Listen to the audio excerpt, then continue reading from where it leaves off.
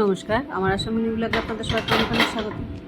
এখন বাজে প্রায় 1:45 কাছাকাছি। রান্নাঘরে চলে আসলাম। মাছটা নুন হলুদ মেখে রেখেছিলাম, এটাকে ভাজতে বসলাম। আর সঙ্গে এখন এই যে ওর খাবার দাবারগুলো রেডি করবো। ভাতটা তো বার করে রেখেছিলাম, মাছ আর সবজি একবারে সিদ্ধ করে রেখেছি।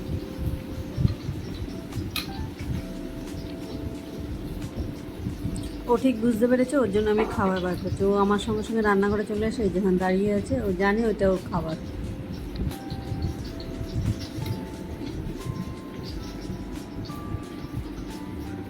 দিচ্ছি তো ওহো লাগছে কিন্তু এই যে এখানে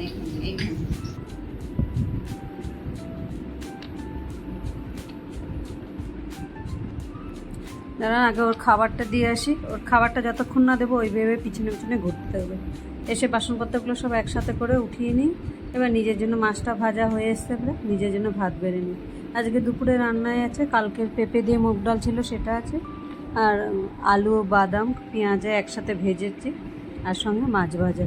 কারণ আজকে হচ্ছে রবিবার, আজকে যদি মাছ না খাই কালকে আবার নিরামিষ চলবে, পারলে মঙ্গলবারও আবার নিরামিষ হবে।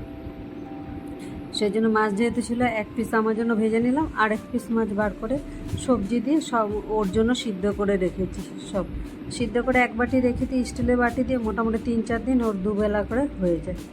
আর ও ভাতগুলো খেতে আর ঝামেলা করে না। এখন মাছ ছাড়া বা ভাত ছাড়া রুটি টুটি দিলে খেতে চায় না। সকালেও আজকে কিছু খায়নি।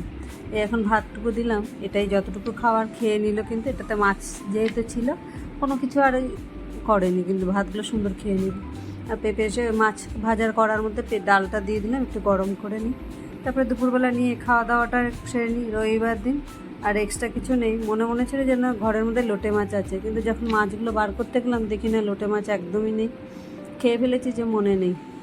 এখন কী ওই জন্যই কাতলা মাছটা ছিল, এক পিস ভেজে নিলাম, আর 2 পিস আছে, আর সাথে মাছের ডিম কিছু রয়েছে। যখন যা হবে হবে। মাছের যদি বানানোর জন্য আবার গ্যাস মুছে সব ধুয়ে মুছে রাখলাম, কেন আরেকজন নিরামিষ খায়। ভাতটা আগে রেখে আসি, তারপরে তাকটাকগুলো মুছে নিজে খেতে বসবো।